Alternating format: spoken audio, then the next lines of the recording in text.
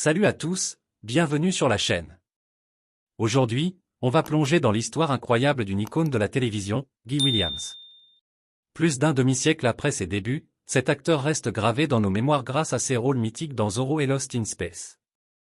Mais derrière le masque du vengeur ou le casque d'explorateur spatial, il y a une histoire bien plus complexe. Pourquoi une star aussi adulée a-t-elle choisi de tourner le dos à Hollywood pour s'installer en Argentine? Que s'est-il vraiment passé dans sa vie?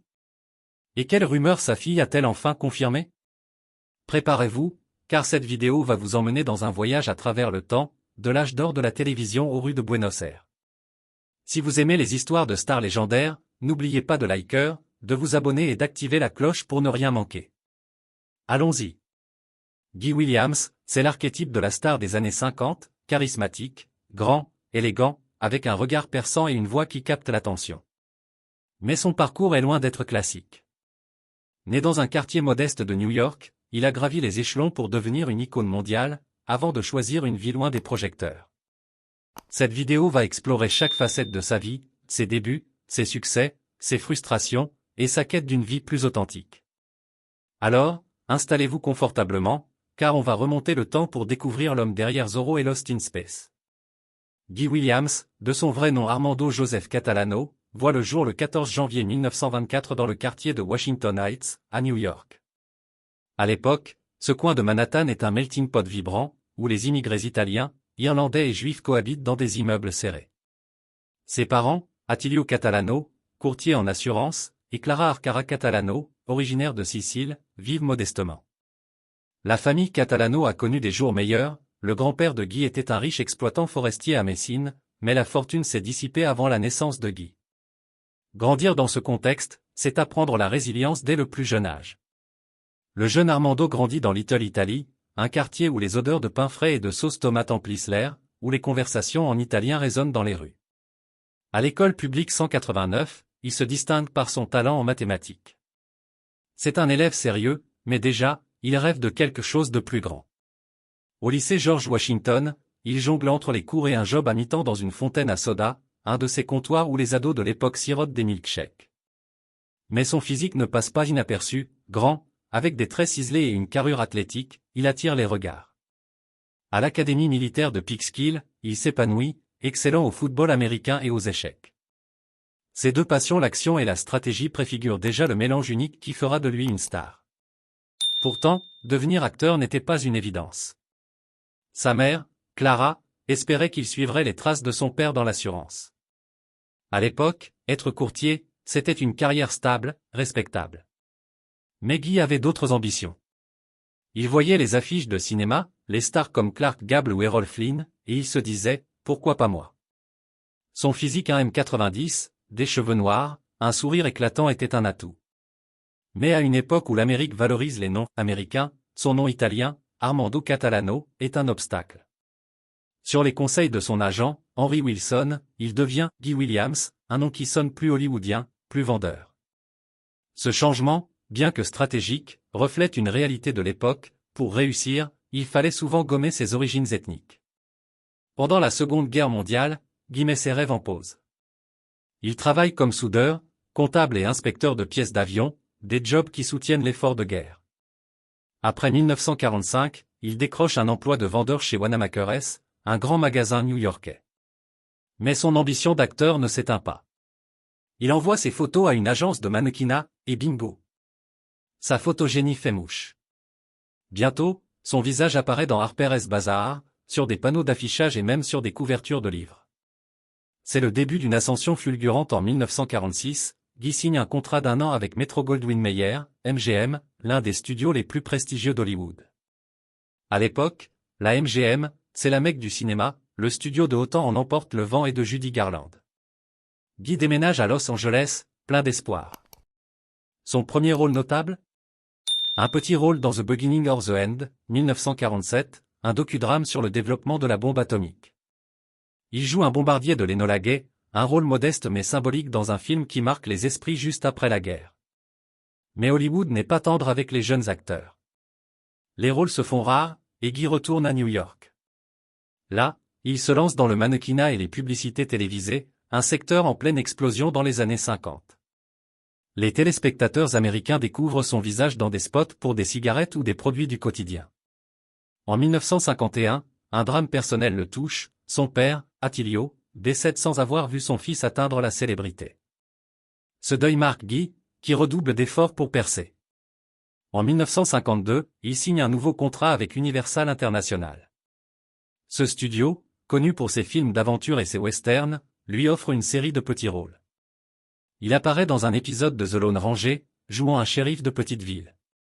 Ses expériences, bien que modestes, posent les bases de sa future carrière.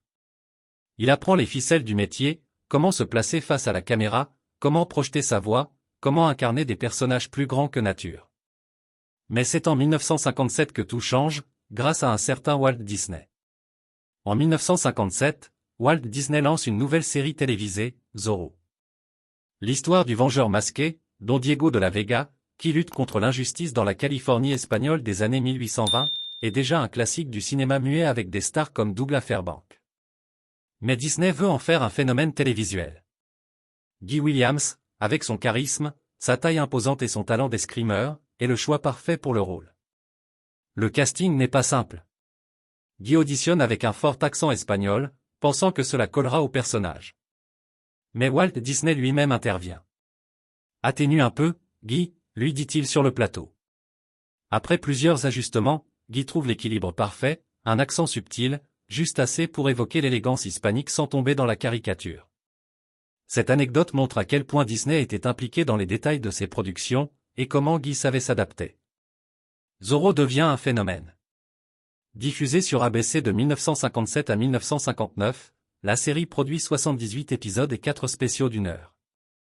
Chaque épisode se termine sur un suspense, une formule innovante qui accroche les téléspectateurs.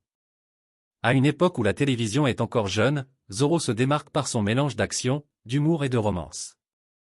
Guy, avec son masque noir et son épée, incarne un héros charismatique, courageux, rusé, mais aussi sensible. Les enfants l'adorent, les adultes admirent son élégance. La série lance une vague de produits dérivés, épées en plastique, masques, et même des céréales Zorro. Mais le succès a un revers. Guy craint d'être enfermé dans ce rôle. Quand je ne suis pas Zorro, je suis Diego, confie-t-il à un journal. Être une star, c'est aussi être prisonnier d'une image. Et quand Disney et ABC se disputent sur le budget de la série, tout s'effondre. ABC refuse de payer plus, Disney stoppe la production, et Guy, toujours sous contrat, se retrouve payé à ne rien faire. Une situation frustrante pour un acteur en pleine ascension. En 1964, Guy rebondit avec un rôle dans Bonanza, une des séries western les plus populaires de l'époque. Il joue Will Cartwright, le neveu du patriarche Ben Cartwright. L'idée ? En faire un personnage régulier pour remplacer Pernell Roberts, qui souhaite quitter la série. Guy apporte son charisme habituel, et les producteurs envisagent un rôle majeur pour lui. Mais les fans de Bonanza ne l'entendent pas de cette oreille. Une campagne massive de lettres inonde les studios, réclamant le retour de Roberts. Sous la pression, les producteurs cèdent, et Guy est écarté après seulement 5 épisodes. C'est un coup dur, mais il montre aussi la fidélité des fans de l'époque, à une période où les séries télévisées commencent à créer des communautés passionnées.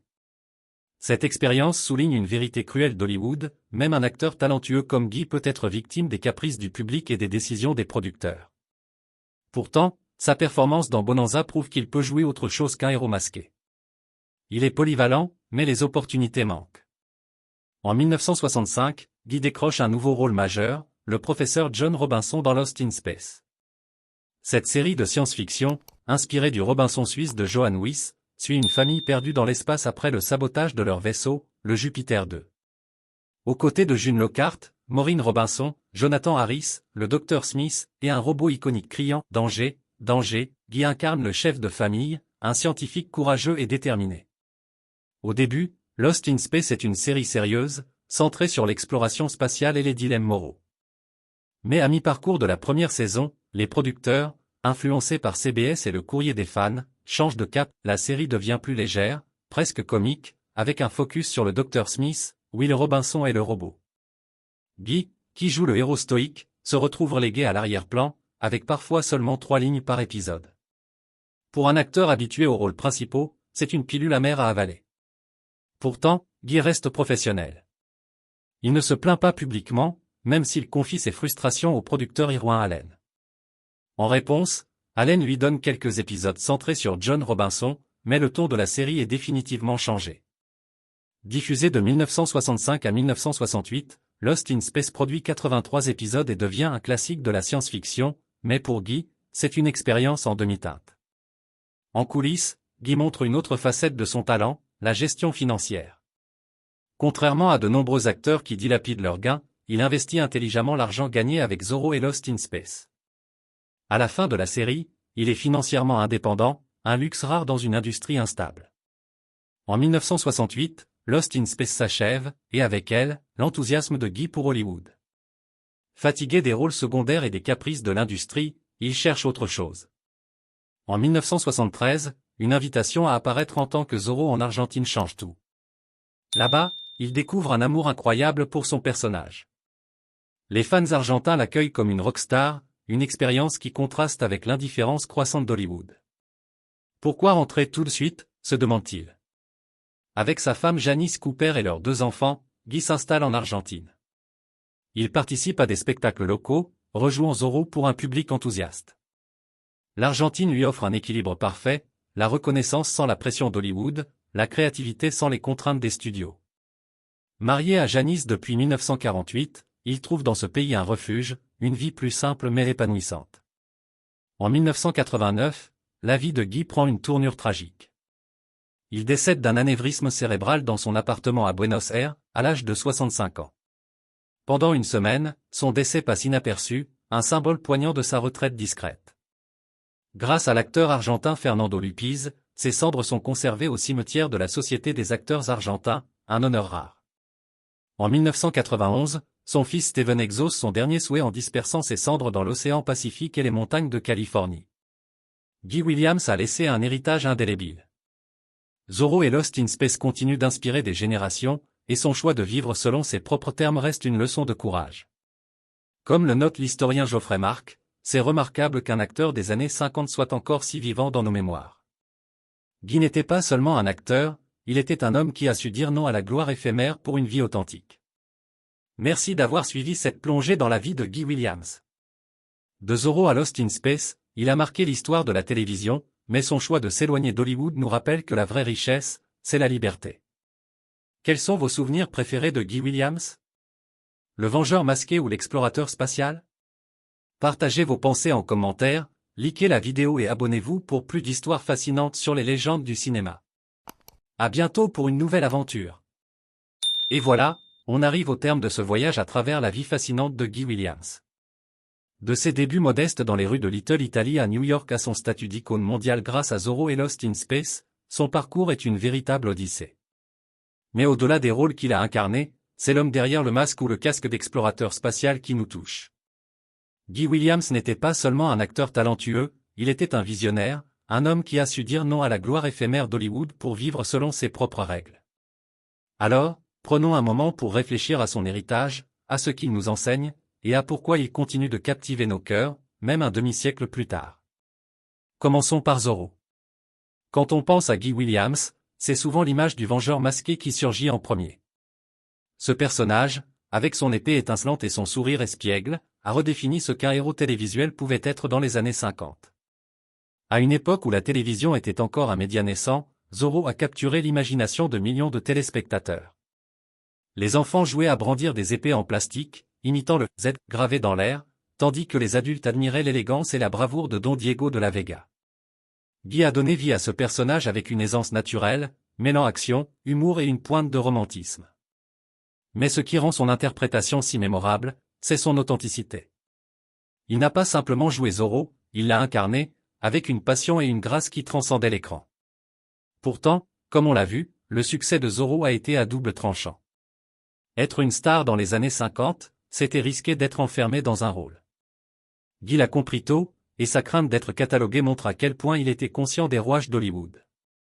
À l'époque, l'industrie du divertissement était impitoyable, un acteur pouvait être propulsé au sommet, puis oublié en un instant. Guy, avec son intelligence et sa prudence, a su naviguer dans ce monde. Il n'a pas gaspillé ses gains comme tant d'autres stars. Au lieu de cela, il a investi, planifié, et construit une sécurité financière qui lui a permis de faire un choix radical, quitter Hollywood au sommet de sa gloire. Son passage dans Lost in Space est une autre facette de son héritage. En jouant le professeur John Robinson, Guy a prouvé qu'il pouvait briller dans un genre totalement différent. La science-fiction des années 60 était audacieuse, presque expérimentale, et Lost in Space a capturé l'esprit d'une époque fascinée par la conquête spatiale. Mais la série a aussi été une source de frustration pour lui. Relégué à l'arrière-plan au profit du Dr Smith et du robot, Guy aurait pu se plaindre, faire des vagues. Au lieu de cela, il est resté professionnel, fidèle à son éthique de travail. Cette résilience, cette capacité à accepter les aléas de la carrière tout en restant fidèle à soi-même, est une leçon pour nous tous.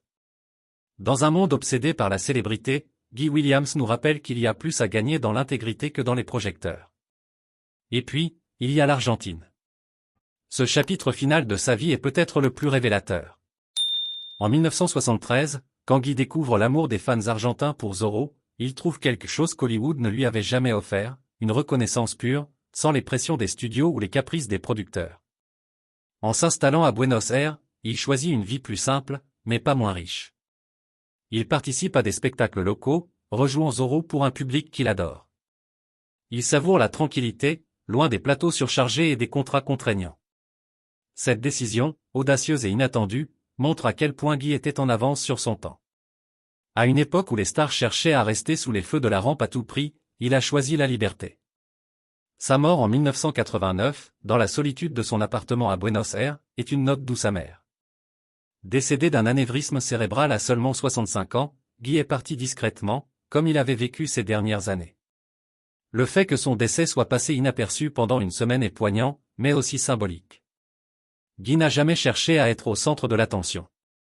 Il préférait la sincérité des interactions humaines, l'amour des fans argentins, la beauté d'une vie vécue à sa manière. Quand ses cendres ont été dispersées dans l'océan Pacifique et les montagnes de Californie, c'était comme si son esprit revenait aux deux mondes qu'il avait habités, Hollywood, où il avait brillé, et la nature, où il avait trouvé la paix. L'héritage de Guy Williams, c'est aussi une réflexion sur ce que signifie être une star. À une époque où les réseaux sociaux amplifient la quête de célébrité, son histoire nous invite à repenser nos priorités. Il aurait pu courir après les rôles, se battre pour rester sous les projecteurs. Mais il a choisi autre chose, une vie authentique, guidée par ses valeurs. Et pourtant, son influence perdure. Zorro et Lost in Space continuent d'être diffusés, découverts par de nouvelles générations. Les rediffusions, les produits dérivés, et même les adaptations modernes témoignent de la puissance de ces rôles. Qui n'a pas rêvé, enfant, de porter un masque noir ou d'explorer des planètes inconnues? En tant que fan, nous pouvons aussi tirer des leçons de sa vie personnelle. Marié à Janice Cooper pendant 35 ans, père de 2 enfants, Guy a su équilibrer sa carrière et sa famille. Son séjour en Argentine, où il a trouvé un foyer spirituel, nous rappelle l'importance de chercher des lieux et des communautés qui nous correspondent. Et son talent pour gérer ses finances montre une sagesse rare dans une industrie où l'argent file souvent entre les doigts. Alors, que retenir de Guy Williams? C'est l'histoire d'un homme qui a su capturer l'imagination du public tout en restant fidèle à lui-même. C'est l'histoire d'un acteur qui a marqué son époque, mais qui a aussi su s'en détacher pour vivre une vie plus riche de sens.